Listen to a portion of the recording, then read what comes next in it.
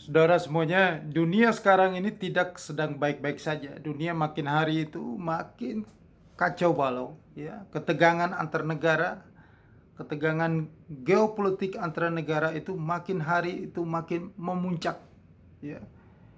Jadi semakin hari semakin mengarah ke perang dunia ketiga, mengarah ke terjadinya perang nuklir. Nah, sudah banyak sekali yang memprediksi bahwa akan terjadi perang nuklir di tahun 2023.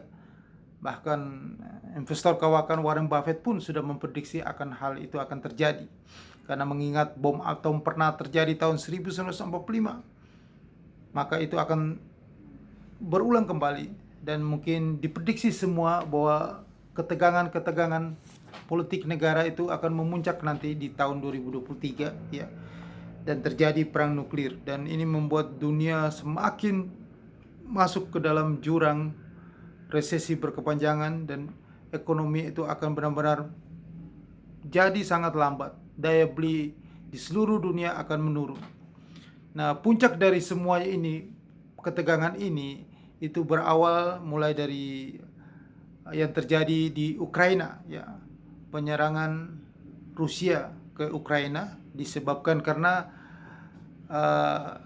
karena NATO, karena fasilitas-fasilitas NATO yang dibangun di wilayah yang berdekatan dengan Rusia, yang membuat keamanan nasional Rusia menjaga keamanan nasional itu dengan terpaksa harus menyerang NATO, karena dengan dalil juga bahwa terpaksa menyerang Ukraina karena dalil juga bahwa Ukraina dengan rezim yang berkuasa sekarang, rezim nasionalis itu telah mempersekusi wilayah-wilayah yang berbahasa Rusia seperti Donbas, dan wilayah lain juga ikut akhirnya, seperti ada 4 negara, Crimea, Luhan, dan lain-lain itu ikut bergabung ke dalam federasi Rusia. Dari dampak dari perang Rusia Ukraina itu, Amerika ikut campur, NATO semuanya bikin carut marut, ya, sampai dengan sekarang ini perang itu tidak usai, ya. Sudah hari ini tanggal 22 Februari, ya. Sudah 2 hari lagi sudah genap 8 bulan sejak 24 Februari 2022 pecah perang Rusia Ukraina. Sampai dengan detik ini tanda-tanda tidak akan selesai, dan masih eskalasinya terus besar untuk berlanjut terus sampai ke tahun depan. Dan kemungkinan Rusia sudah memberi ancaman untuk nuklir, dan juga akan meledakkan itu bendungan di wilayah Dnipro, ya. Di Dnipro, ya, itu ya yang membuat banjir di seluruh Ukraina. Nah, inilah mengganggu, hal-hal ini mengganggu di sektor ekonomi, membuat krisis ekonomi terjadi dari masalah-masalah ketegangan geopolitik ini, ya. Membuat harga energi dan pangan naik, karena perlu kita ketahui bahwa Rusia adalah negara pengekspor minyak dan gas terbesar, dan juga lumbung gandum terbesar, lumbung pangan, ya. Membuat harga itu makin naik, meroket, membuat banyak negara di dunia mengalami inflasi yang tinggi, kesulitan, termasuk negara Eropa sampai ke negara-negara berkembang, ya. Yang berikut, setelah itu ketegangan yang terjadi antara terjadi di Selat Taiwan, ya, antara China yang begitu ambisi untuk menginvasi itu Taiwan, mengambil wilayah Taiwan itu sebagai bagian dari wilayahnya. Amerika ikut campur, ya, karena pada saat itu puncaknya setelah, jadi sudah berkali-kali China itu membombardir, ya, mengirim rudal, ya, melakukan latihan perang mulai skala yang kecil sampai skala besar-besaran di Taiwan.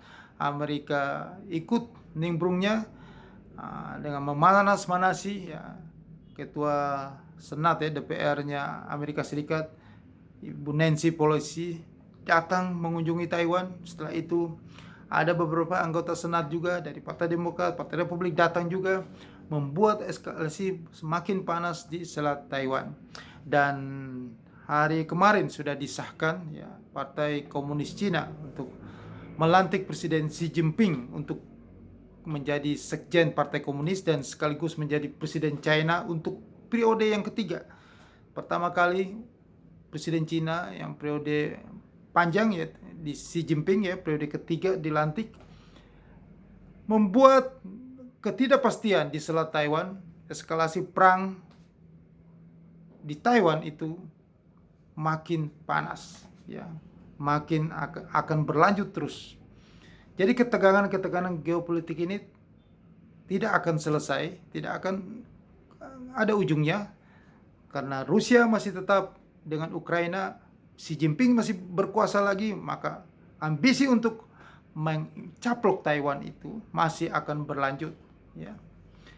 Nah, itu juga akan sangat mempengaruhi ya, sangat mempengaruhi industri semikonduktor, karena Taiwan adalah pengekspor semikonduktor terbesar di dunia ya. Menjadi dilema ya, ekspor terbesar mereka di China, dan juga mereka juga harus memikirkan penyokong support mereka di Amerika Serikat. Nah, terkait hal ini Amerika Serikat pun gencar untuk meredam laju industri semikonduktor di Cina ya, dengan dalil mereka itu mau melindungi ya perusahaan Amerika dari keamanan nasional. Nah, Presiden Joe Biden terus membatasi ruang gerak perusahaan-perusahaan semikonduktor yang terkait ada hubungannya dengan Cina. Biden menerapkan kebijakan ekspor semikonduktor ke China. Ya, pada dasarnya itu kebijakan tersebut meregulasi ya transfer teknologi dari Amerika Serikat ke China. Selain itu, kemampuan China untuk memproduksi semikonduktor sekarang sudah menurun. Jadi ini semua adalah ada hubungannya dengan ekonomi. Kegiatan geopolitik berisi tegang ini tujuan ujung-ujungnya adalah bagaimana bisa menguasai perdagangan, menguasai ekonomi ya, yang dilakukan oleh sponsor utama isi tegang ini adalah Amerika Serikat ya. Dan juga setelah di semenanjung Korea, nah, ini berisi tegang ini ya, sengketa ini selalu berjalan terus ya sampai dengan detik ini. Setelah rezim yang berkuasa Kim Jong Un, maka makin kilat eskalasi yang terjadi di semenanjung Korea ya. Sering melakukan uji coba rudal balistik dikirim terus ya ke semenanjung dekat Korea Selatan sampai ke Jepang. Jadi latihan perang yang dilakukan terus oleh Kim Jong Un ini makin gila ya. Ini membuat ancaman bisa menjadi perang nuklir ya. Nah, Amerika ikut campur di sini ya. Dalam hal ini, maka eskalasi ini makin meluas ya. Dikhawatirkan akan terjadi potensi perang nuklir, dan semua akan menjadi ujungnya akan menjadi pecah perang dunia ketiga. Jadi kita jangan menganggap sepele eskalasi yang terjadi ini, bahwa ini pada satu saat akan pecah perang, dan ini akan mengulangi sejarah 100 tahun yang lalu. Ada pandemik, ada perang dunia pertama, dan terakhir dunia akan mengalami yang namanya Great Depression. Dan kalau para ahli sudah mengatakan itu sebagian besar, dan saya bisa memprediksi bahwa ini juga bisa terjadi nantinya. Perang dunia ketiga itu pasti terjadi, dan mungkin bisa terjadi perang nuklir. Maka terjadi situasi yang parah di dunia ini, ekonomi akan menuju Great Depression. Ya. Yang paling terakhir adalah ketegangan antara Amerika Serikat dan Arab Saudi. Nah, ini yang masih memanas ini karena bulan November nanti ya Arab Saudi dengan geng kartelnya OPEC Plus itu akan memangkas produksi minyak, pasokan minyaknya sebesar 2 juta barel per hari. Angka yang cukup besar ya. Men-stop produksi, memangkas pasokan ini di tengah kondisi global, kondisi yang inflasi tinggi, kondisi Amerika yang inflasinya cukup gila, maka Presiden Joe Biden berusaha keras untuk mengatasi krisis ini, berusaha berkali-kali, bukan hanya kali ini, sudah dari tahun lalu, sejak bulan November. Begitupun juga bulan November tahun lalu juga sudah berusaha untuk melobi Arab Saudi untuk berkali-kali supaya memproduksi minyak yang banyak di pasaran, supaya bisa pasokan itu bisa mencukupi ya permintaan, sehingga harga minyak itu jangan melambung tinggi sehingga membuat inflasi. Karena Amerika inflasinya tidak turun-turun, inflasi masih bertengger di atas angka 8% ya, seperti inflasi bulan September kemarin masih 8,2%. Maka ini cukup mengganggu ya, ekonomi adidaya negara barat dan dunia. Tetapi OPEC plus Arab Saudi tidak peduli ya. Jadi ini membuat kemarahan Presiden Joe Biden ya. Dia sudah berjanji akan memberikan konsekuensinya, memberikan sanksi atau akan mereview ulang lagi hubungannya dengan Arab Saudi. Karena Arab Saudi sudah bergabung dengan gengnya Rusia dan China ya. Gengnya untuk tujuannya adalah untuk menaikkan harga minyak. Karena perang yang dilakukan oleh Rusia dan Ukraina itu sangat menguntungkan negaranya dengan harga minyak yang naik, harga gandum, harga pangan semuanya naik. Nah, inilah kejadian-kejadian yang terjadi ini. Ujungnya adalah dari geopolitik, ujungnya adalah ekonomi antara hegemoni Amerika dan Rusia, China. Bagaimana mereka di sisi lawannya sengaja membuat situasi ini menjadi situasi yang ketidakpastian. Ya. Harga minyak itu dibuat tinggi lagi, mereka mendapat keuntungan dari harga minyak, tetapi yang terjadi adalah negara-negara di barat itu akan mengalami inflasi yang cukup tinggi, bahkan sampai ke negara-negara berkembang. Dampaknya ke Indonesia adalah pasti kita akan mengalami, kalau harga minyak naik, jika Arab Saudi bulan November nanti benar-benar memangkas produksi 2 juta barel per hari, maka harga minyak akan kembali melambung lagi. Yang tadinya sekarang sudah di level 85 ke 80, jadi sudah di range 80 US dollar per barel, akan kembali lagi ke di atas 120 US dollar per barel. Jika itu yang terjadi, maka anggaran pendapatan dan belanja negara kita Indonesia itu akan jebol, akan menipis di saat kondisi penerimaan negara kita sudah mulai berkurang. Ekspor sudah mulai berkurang karena negara Eropa, negara Barat, Amerika masuk ke dalam resesi. Inflasi yang tinggi, mereka mengurangi belanjanya. Udah pasti bulan November, Bank Sentral Amerika akan mengkerek suku bunga yang sungguh tajam, drastis. Karena Arab Saudi OPEC Plus itu akan mengurangi pasokan minyak mentahnya, produksi minyak mentah. Maka suku bunga harus dinaikin supaya menekan itu harga minyak. Ya. Jadi kalau suku bunga naik, maka sudah pasti permintaan ekspor untuk Indonesia berkurang. Maka kita udah pasti penerimaan negara berkurang, maka cadangan devisa yang September sudah 130 miliar US dollar itu, data rilis dari Bank Indonesia, maka akan makin berkurang terus. Dolar sudah mulai langka di pasaran, itu tandanya bahwa kita sudah mulai lampu merah, sudah hati-hati ya. Jika hari Senin minggu depan dolar sudah menembus 16.000, maka terjadi panic buying.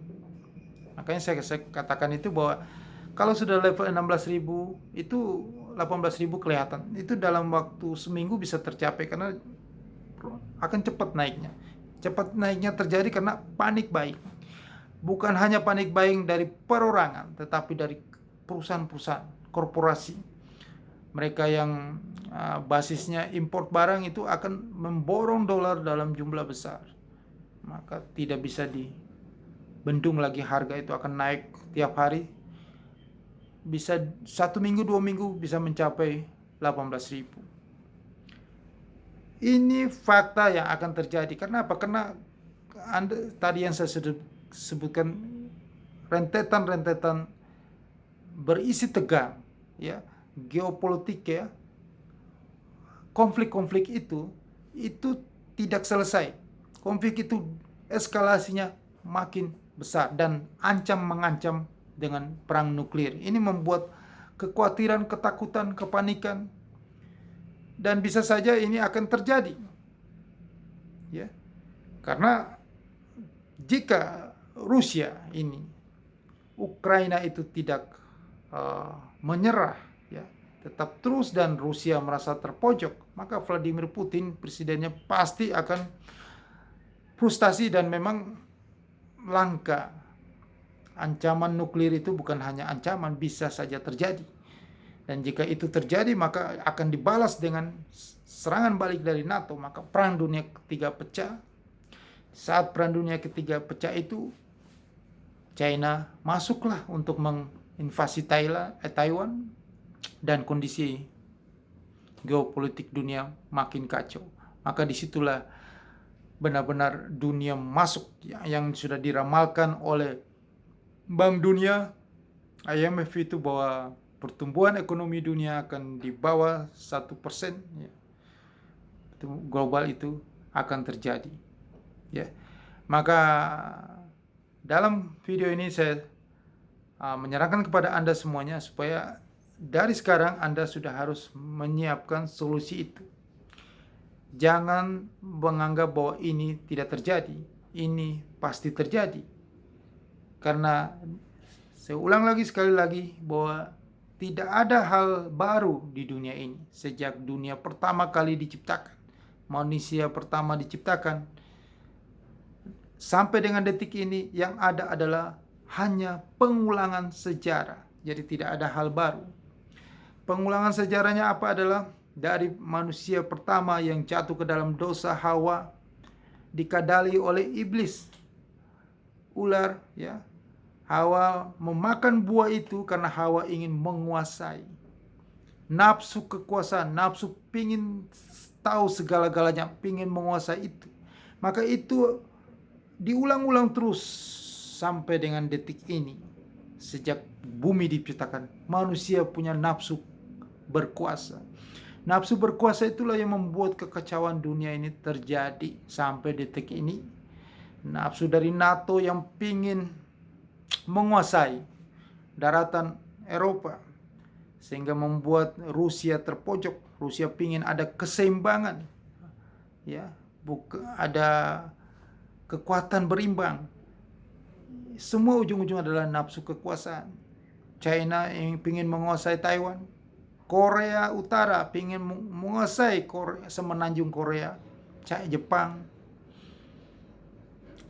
Arab Saudi pun juga begitu, tidak mau mendengar hubungan baik mereka dengan Amerika Serikat. Tetapi saya pikir bulan November nanti mungkin mereka akan berpikir keras. Jika Amerika mengembargo senjata-senjata persenjataan dari Arab Saudi, maka mereka juga akan rugi di sini. Jadi itulah yang menjadi pertimbangan mereka.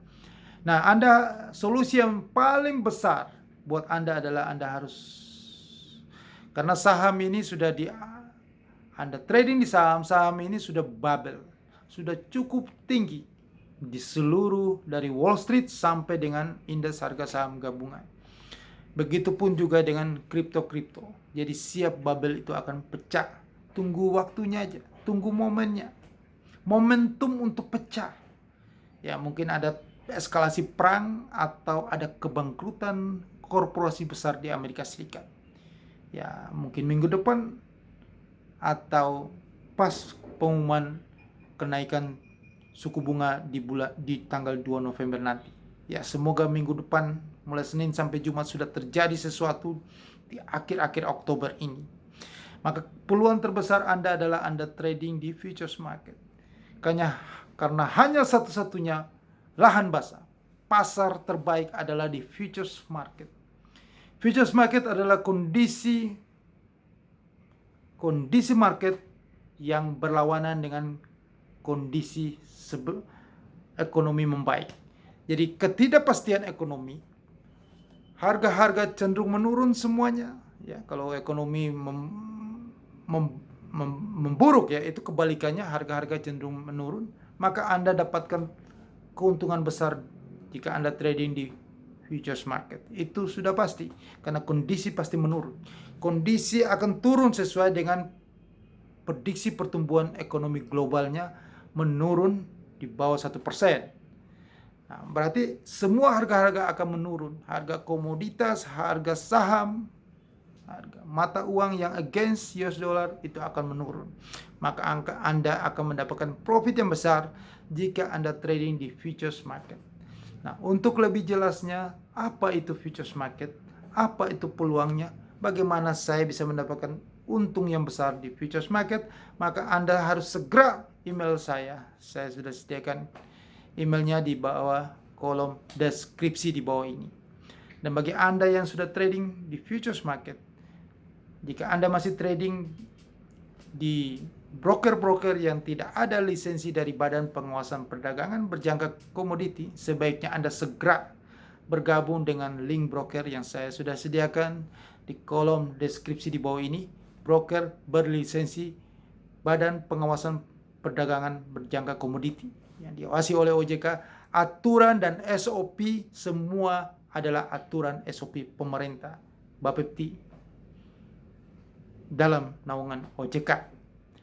Kalau yang di luar sana itu aturan sesuka-suka mereka sendiri, ya.